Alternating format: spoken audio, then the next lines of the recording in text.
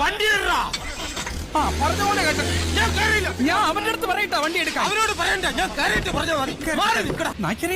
പോകുന്നു മറ്റവൻ. ഒതുക്ക് ആള് കയറാതെ എവിടെ പോകുന്നടാ തണ്ടി? വീട്ടിൽ കൊണ്ടുവരാ വണ്ടി. വണ്ടി എടുക്ക്. എന്താ അനുസരണ ഇടി വച്ചേരും ഞാൻ. വിട്ടോ അവന്മാർ ഓടിക്കളഞ്ഞു. ഞാൻ കയറിയില്ലെന്നു. ഇനിയിപ്പോ എന്ത് ചെയ്യാൻ?